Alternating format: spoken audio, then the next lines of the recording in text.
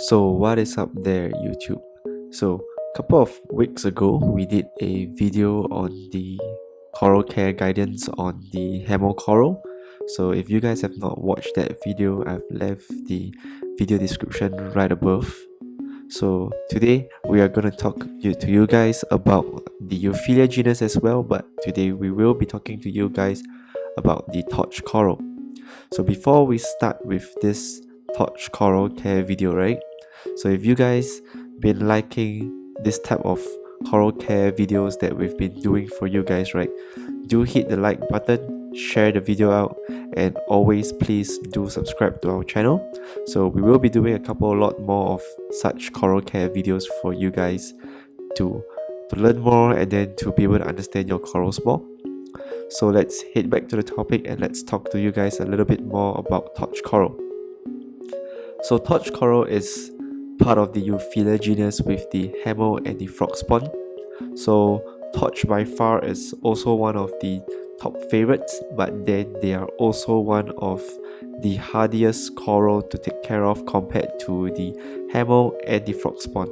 So usually the Hamo and the frog spawn tends to be a bit more forgiving.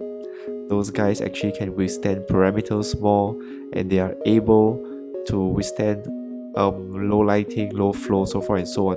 But however, when it comes to torch, right, torch tends to be a little bit more harder to take care of. So torch, let's first talk a little bit more about torch coral. So when you first get a torch coral, right, the couple of things that you should take note is where to place torch coral. So it's very different from your other euphilias like Hamo and frog spawn, where you usually place them very low and usually give them very low flow, low light. But however, when it comes to torch, right, torch is a little bit different. You can actually place them a lot more higher. They can do well in not so low light, but then they can also do well in medium to even high light depending on the coral. So when it comes to flow for torch coral, right, these guys do not like very low flow.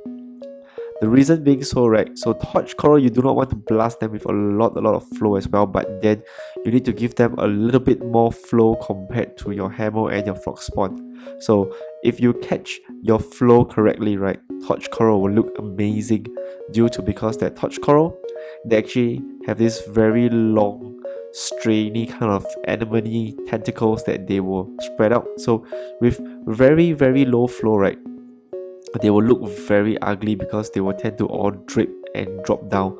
But if you give them too high flow, usually what it does is they don't extend that flesh out a lot, so you will have a very short tentacle, a very short tip torch, which doesn't really look good as well. So if you catch the flow correctly for torch coral, right, these guys look really amazing. So I usually recommend them in a place, right, with medium flow but then a random flow. So if you give them a lot of different random flows here and there, like they are not being blown one side or they are like constantly being blasted here on just one direction, right, chances are is your torch coral will not be happy and you may even lose your torch coral. So try to place them in medium flow area, places with a lot of random flow, like what you guys can see on the video here, right. The torch coral is actually like swaying left, swaying right. Occasionally they get a different direction blowing at them. So they really do appreciate on random flow. So we talk about flow, we have talked about lighting. So the next thing that we will talk to you guys about is on feeding torch coral. So torch coral by far is like one of the most aggressive coral. Same like your Hamos and your frog spawn, do feed your torch coral very generously. So torch coral, they will take anything from pellets all the way to meaty food. They do have a very good sized mouth as well, so they can take a lot of things from you. So colors wise for torch corals, right, torch corals comes in a lot of different variants of colors. So the most typical one that you will get is the typical green torch coral. Those guys are the cheapest and the easiest to go for. So if you guys want to give a try on torch coral, right, you can always go for that first. And then they also come in a lot of different varieties. They have the greens with the greens, they have the greens with the pink tips, and then as you move on with torch corals, right, you will see the different variants of colors. They have the black torch, which is the black tentacle variants with the pink tips, and then you also go up to the golden torch, which is like everybody's favorite. So the golden torch is like by far one of my favorite corals to have. So when they open up, right, the yellows, the golden, and then the blue tips on them just look really good. And recent years, we do see torches in different types of variants as well. They recently have the golden torch. They have the holy grail torch, which is so beautiful. But those guys do cost a huge bomb right now. So if you guys want to get torch coral, right, start with something easy, understand the coral before you actually move up in the designer traits there. So next thing we talk about torch coral and things that people do make mistake with. So some people like to use torch corals to host as hosts for clownfish. So this is one of a very wrong idea to do so. Not really because that your clowns will not host them, but then when it comes to euphyllias, right, if you host clownfish with euphyllias, right, chances are in the early stage of hosting, what happens is that your clownfish may get a little bit too aggressive with them, and it will cause your coral knot to open, and it may even happen that your clownfish might even kill your euphyllia.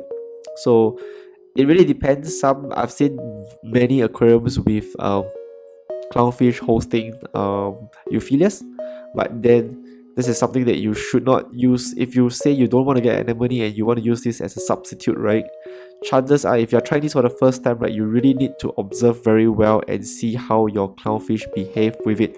It's not impossible, but it's something that you need to have a lot of observation with. The next thing that we talk about when you place torch coral, right, is compared to the other two, you can actually place hamo near to other corals, you can place frog spawn near to other corals, you can even place them side by side, but you cannot place torch corals anywhere near any other corals. The reason being so, right, because torch corals, they actually have a stronger and more aggressive tentacles that will reach out really far. So what happens is that if you put torch coral too close to any other corals, right, chances are your torch coral will kill the coral beside. So usually for torch coral, right, you try to place them at a place where they will not be able to touch anything else. You can just do like a small torch coral colony, but then try not to put like one single torch coral in the middle of any other types of coral. Chances are you will kill most of the other corals around you. So these are a couple of tips that you guys should take note when you first brought home your torch coral and thinking of where to place it. So let us recap this entire coral care video, right? So when it comes to flow, these guys prefer a bit of a higher flow compared to the other two euphyllias. They like random flows. They can tolerate up to medium to high light. And for placement wise, try to place them alone in that particular genus of just torch coral. Try not to place them with anything else. And if you want to use torch corals as a replacement for anemones for clownfish, right, do monitor your coral as well for any sign of your clownfish being too aggressive, and then you may lose your torch coral. So lastly, we talk about propagation, right? Torch corals in the hobbies aquarium trade, right, usually comes in the branching variant. So for branching variant, it's pretty easy to propagate them. All you gotta do is just snip off one, dip them, glue them on a frag plug, you have an individual polyp again. So they are pretty easy to frag, just that you need to watch out for same thing, brown jelly disease, so forth and so on. So if you have liked this video that we put up for you guys, right, do subscribe, share the video out, and we will be doing a couple more coral care videos for you guys. So same thing, stay tuned, and I will see you guys soon next week.